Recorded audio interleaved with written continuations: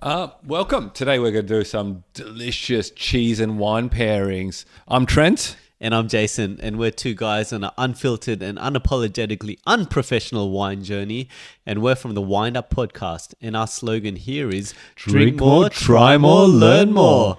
And please don't forget to like, comment, and subscribe. So we'll start off with thought of the week. And my thought of the week is about what's on the top of our minds, I think, with a lot of people in Australia at the moment, is the cost of living.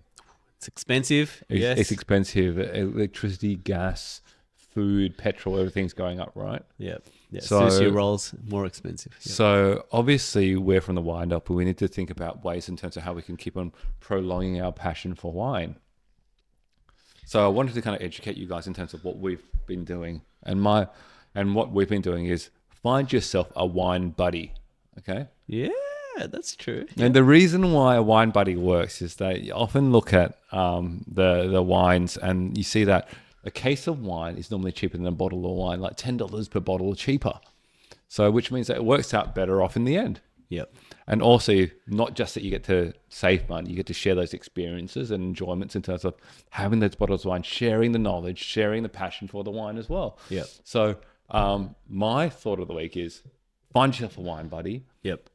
Like Jason, but not Jason because Jason's already taken his my wine buddy. He's done. Yep. So that's my thought of the week. and it is very true, because to pay for a case versus half a case, it's a great thing. So no, thank you, and thank you for being my wine buddy as well.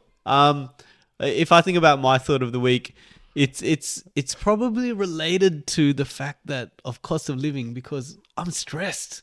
Yeah. I am stressed and anxious, and I'm finding that I'm stressed and anxious more so after having a few wines.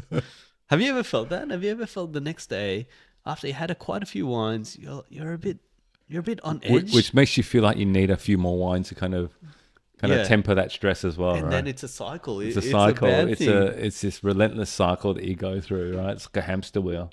I don't know if it's age or what it is, but I'm noticing it a lot more. And so I looked into it, and it's a legit thing. Is it? You have a fair bit. If you have too much alcohol, or you're having it too much on a regular basis, it can lead to stress and anxiety. And I don't think we talk about this enough. Really? But then I also think about alcohol as a way of de-stressing as well. That's so right. Is there like a fine line, a fine balance? It is, and it's about the short term versus the long term. So short term, you have a couple of glasses of wine or some alcohol, life's good. Yeah. But the next day is when you start feeling it, and that's what I've been finding out. So there's two things that I've picked up. One, there was a video on YouTube from Dr. Andrew Huberman, and anyone with a doctor in front of them, I believe straight away. But what he said is that the next day, as your body has less of alcohol in it, it actually releases more cortisol. Yeah. And cortisol is meant to be a chemical that's there to help repair body tissue and so forth. But the release of cortisol is what's leading to more stress or anxiety. Okay. The other thing that I've seen is that your body gets used to having some sort of chemical reaction of relaxation and calm through the alcohol. And then when it's flushed out of your body and it's gone away, it's gone, hold on, I don't have my crutch anymore. Yeah. I'm going to go in the reverse, and I'm going to go downhill and go anxious, stressed, depressed. So I wanted to call that out because it's something that I've experienced myself. Yeah. And I've actually become conscious of it. Yeah. It makes you think about whether or not it's worth it, or something to be aware of when you're having a fair bit of wine. There's a good side to it, absolutely. But there are other factors that you need to be aware of. I think the key thing there is about drinking in moderation, like trying to, not drink to get drunk, but drink to enjoy. Yes. For me, it's like, 1 or 2 glasses a week. I don't go overboard. So just make sure that everything's in moderation. Trust the doctors. Then my doctor that I trust is called Dr. Dre. Any rapper that's a doctor, it's got to be good, right? It's got to be good. So that's something to be thinking about. Obviously, enjoy your wine. Moderation is the message. Yeah. And so that's my thought of the week. Sounds good. So What have you been drinking, Jace? Yeah, that's interesting. Look, this week's been an interesting week. I had the opportunity through work to visit Melbourne. So there was a work trip down to Melbourne. Yeah. And there was a conference, learnt a lot of things, but I was particularly interested in the nightlife in Melbourne. Was it really a work trip, Jace? It was absolutely a work trip. Yeah. But afterwards, when it's private time, I get to do what I want. And Yeah. and visiting a wine bar was the closest I could do Yeah. to visiting a winery. I Yeah. didn't have enough time to venture out. Yeah. So I thought, let's hit Melbourne CBD and try some wines there. And I went to a wine bar called Embla in Melbourne CBD. Yeah. And Embla is great. If anyone's gone to Melbourne, highly recommend it. Food's fantastic, wine's fantastic. But there, I had a wine. It's a wine I've never had before. It's a 2021 Camino de Navaherreros. De Navaherreros. De Navaherreros. Yeah. Albilo. Yeah. Albillo. Yeah. Albilo. Albilo. I don't know if I'm pronouncing that Is right. that the type of grape or what is it? I'm assuming that's the type of grape. It's from Madrid, Spain. Did you pick it because you don't know it? I picked it because in this podcast we want to try more, and I've never had it before. So Yeah, I'm like, okay. I was wow. speaking to the waitress. What do you recommend? She said to me, if you like a bit of texture and you want a white, try this one. And so that's what I went with. Cool. So it was texture is the right word. I've never had anything like it before, and it was the first of two things that I've experienced. One, it's the first time I've had an albilo, and two, it's the first time I've had a wine pairing where the food enhanced the wine as opposed to the wine enhancing the food. What food did you have? So the dish that I ordered with it was vongole with some vongole with some duck sausage.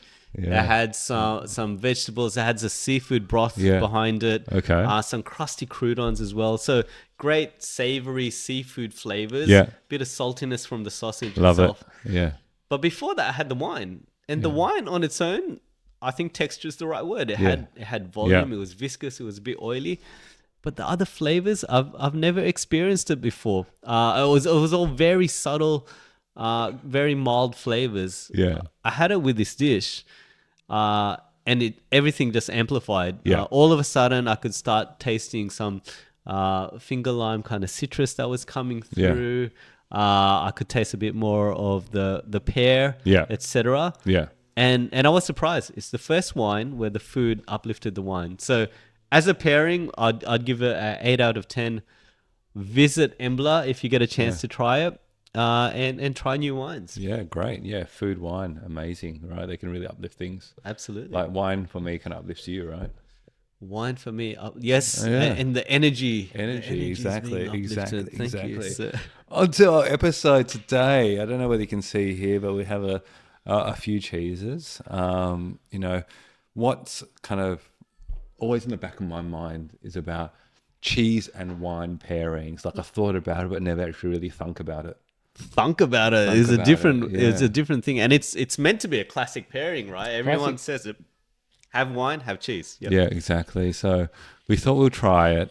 We tried to, there's so many different cheeses out there. There's cow, sheep, cheese, pasteurized, unpasteurized. Like there's numerous, like probably comparable towards a number of different wines out there. Probably. So I couldn't really pair for every single different kind of cheese type. But what we did do, or what I did do today in terms of looking at the main ones, which is going to be a soft cheese, a soft rind wash cheese, a hard cheese, and a blue cheese.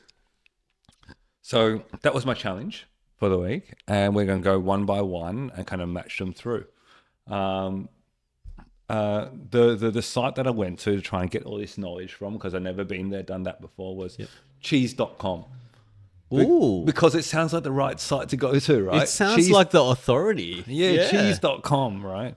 So I'll talk through each one as we go through. So maybe we start with the soft cheese and also the soft wine wash cheese as well. So the soft cheese we have here is a double Brie, King Island, I think. Most likely, they're all from that area. And right? the one that I went for is the wine that I went pairing with is a 2009 Moreau-Naudet Montmains Premier Cru Chablis. So Chablis is a Chardonnay grape.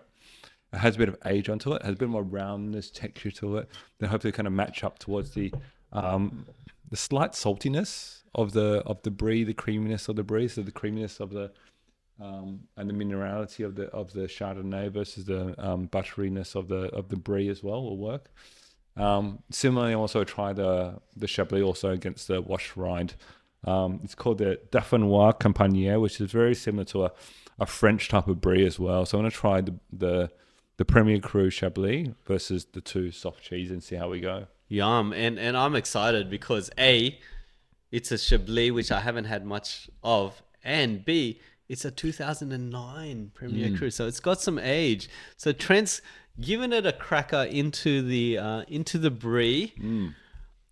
So the normal soft cheeses, similar like Brie or Camembert.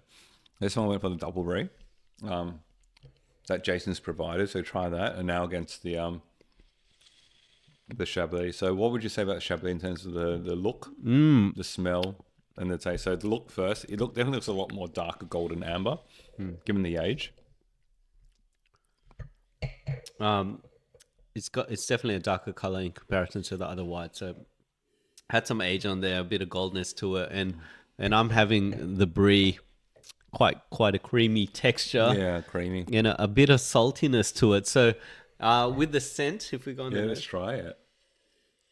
Wow, there's a bit of sweetness to it actually. It has a bit of sweetness to it, doesn't it? And that age really gives it a bit more of that roundness, body texture to it as well. You wouldn't really say that normally with a Chablis. Chablis normally is a bit more mineral and fresh. But this one, it's still there. Do they oak the Chablis? I think it's generally lightly oaked. Yeah. But I know. What do you think about it with the Brie though? Have you tasted it? No, not yet. So have a bite. I'm still inhaling the scent. I don't know. It's got a bit of saltiness to the Chablis in the scent on its own. So okay, so you're grabbing the creaminess of the Brie, and this is a Brie from a fantastic place, Aldi's number one. Is that the French Aldi? Aldi? Also in all of Australian supermarkets. But yeah, creamy. The rind comes through. It's got a bit of saltiness. Let's try it with the wine. What are you tasting? I'm tasting it. It definitely matches with it, but I wouldn't say it's good but not great. It's good but not great. So matching here, I think is about like a 6 out of 10.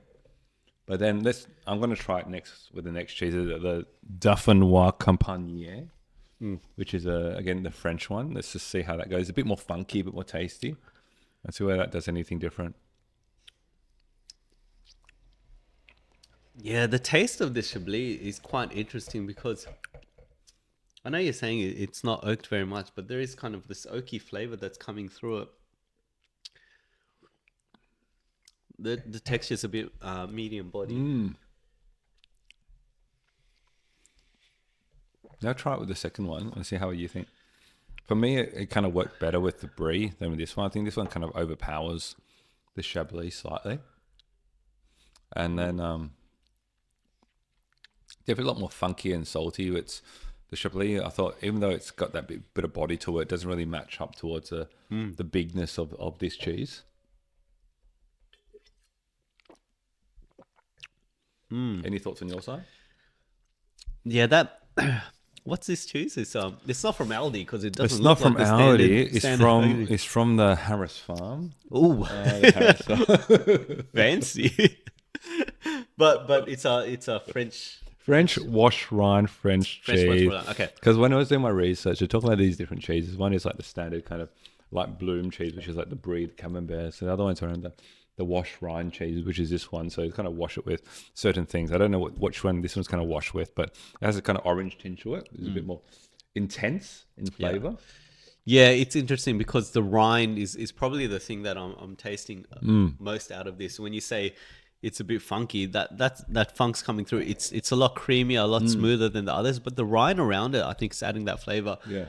And I think the challenge I'm having is that the Chablis also has a bit of this lemon rind to it. It's the flavors are kind of almost fighting for your attention. Almost. Yeah. I said before, it had a bit of apricot to it as well. Like, has this kind of creamy body apricot to it, which doesn't. you think about apricot and cheese, it should kind of work. It kind of did work with the Brie, where it kind of like wasn't too big for each other, but then with the, I'm gonna say the Dauphinois Campagnier, like it wasn't From Harris Farm. yeah, it kind of like then overwhelmed the flavor and it kind of covered it up.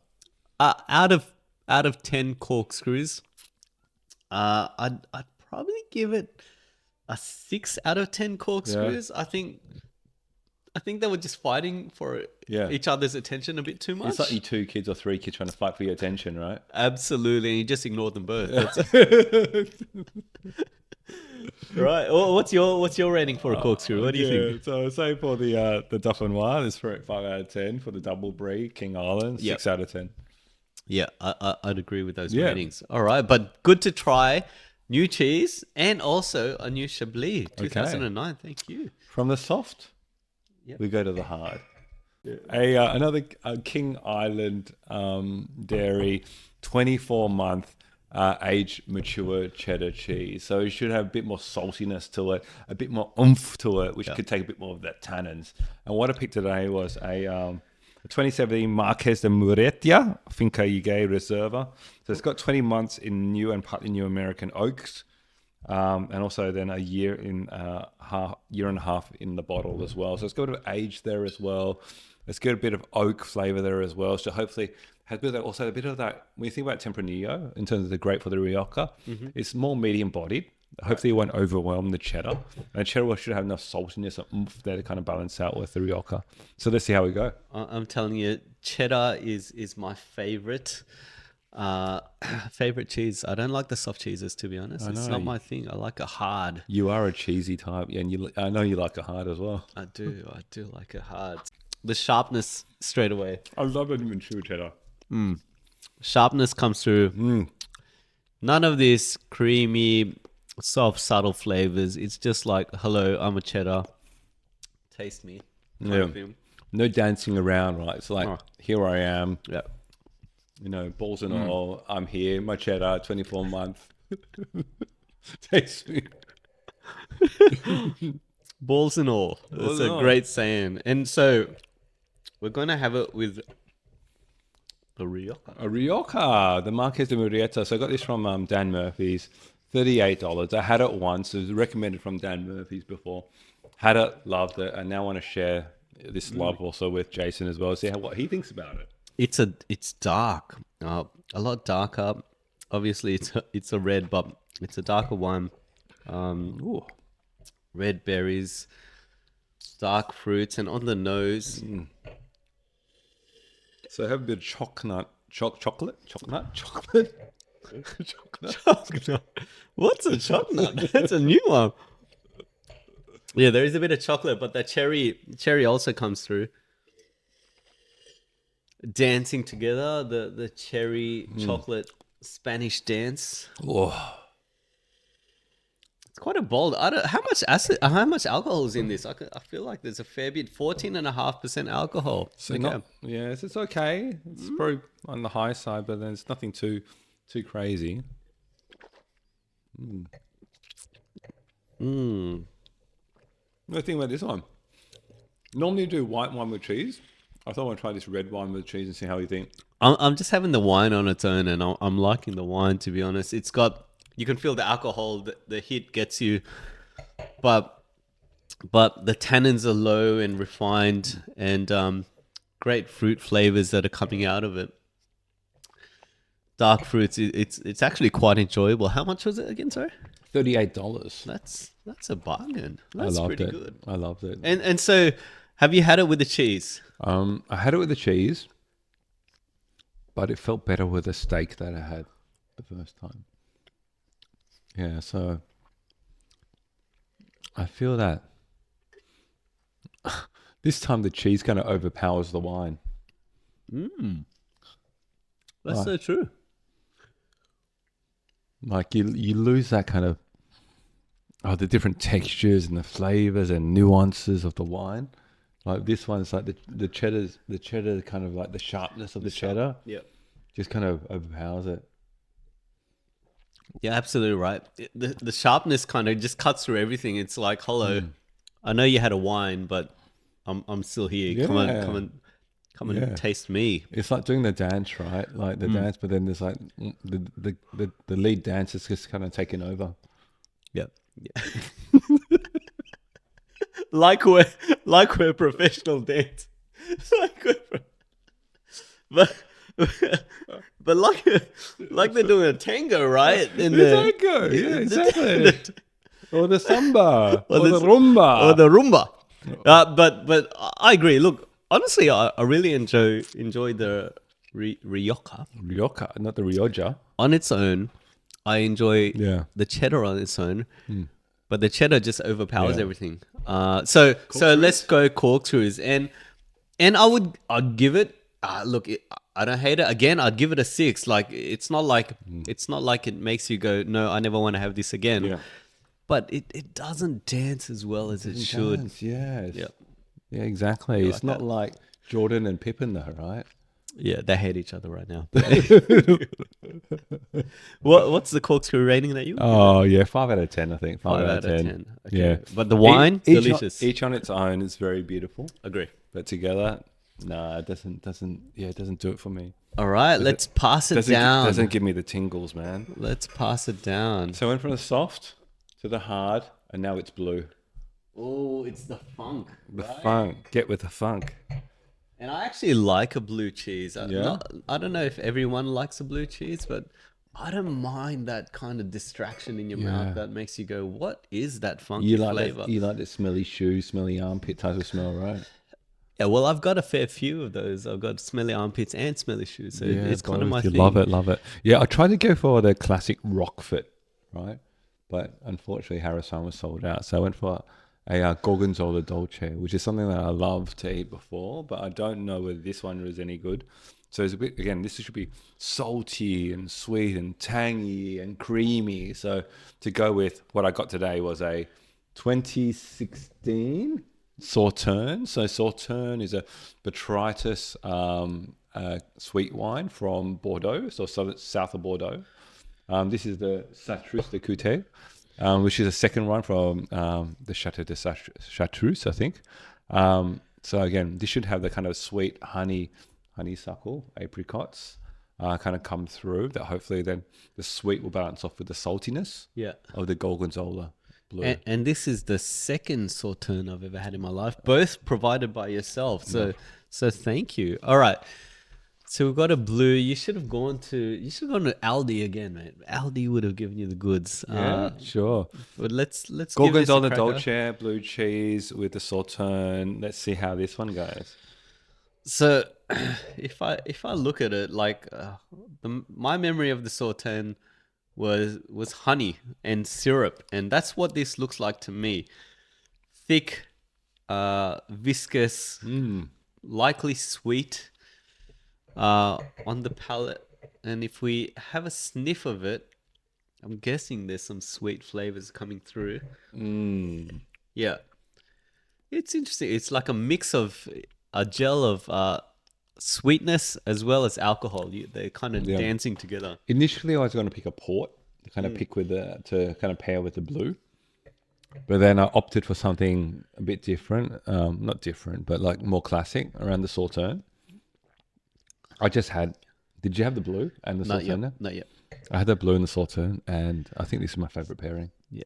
Well, I just had a taste of the Sauternes, and it's like it's like having a bit of honey. It's like it actually reminds me of and you and I would remember this. It reminds me of my brother's Hennessy Paradis. Oh, right? Paradis, yeah. Where it's that cognac brandy, but it's sweet, and I can imagine it with this. So chunking into the blue cheese, funky, creamy. Take me to Funky Town, I think. That's right.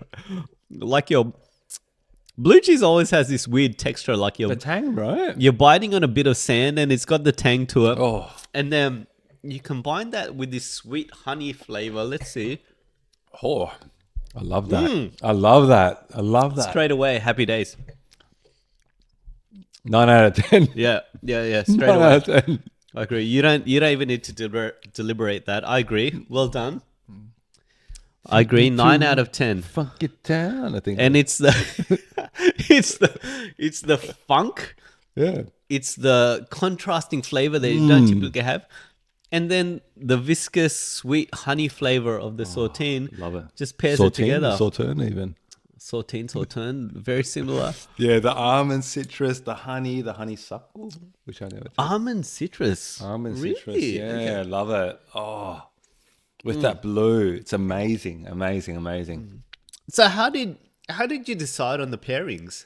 Lots of YouTube, lots of Googling, and just trying to pick it. But then there's no definitive. It's like going, for whites, you should go for, a lighter red, or, for like the Brie could have been like a lighter red, or like a Chablis, or a Chardonnay, or Gewurz, or a Pinot Gris. Yeah. No, there's no right or wrong. So I just had a crack at it. Yeah. Partly with what I had in my cellar, partly with what was also accessible as well. Yep. And also partly in terms of the classics as well. So I knew that I wanted to try and Rockfort and Sauternes because I hear that was amazing, kind of blow your mind type of pairing. With the others, I wanted to try it again because I want to also try and pair. They always say with cheese, it's always white wine. Yes. But I always want to try. Thank you for introducing a red. Yeah. I want to try the red with the cheddar and see whether that works. But obviously, it's a bit meh. Yep. Yeah. But that's what we're all about. We want to try new things. And for me, the key thing that stood out was that Sauternes, and the blue cheese. Such contrasting flavors. But it reminds me of is it a muscat? The typical dried fruit that you'd have with the cheese. It reminds me of that kind of pairing. It's a classic pairing. Oof. And it's fantastic. So well done. Yeah, love it. And so that takes us to the end of our episode. There's multiple wines, there's multiple cheeses. Give them all a crack. Let us know what you guys prefer. Yeah. There's a lot of different combinations. Yeah. What was your last thoughts on this? Yeah, last thoughts is that, again, there's so many cheeses, so many wines. We only tried these. Obviously, like the biggest success for here is around the blue cheese and the Sauternes. Let us know what else is also a big success from your side, so we can also try it, so that we can learn together. So yeah, that's my take. My take on it. And so that's us at the Wind Up. Don't forget to like, comment, and subscribe. And as we say here at the Wind Up, drink more, try more, learn more. Thanks everyone. Cheers. Bye.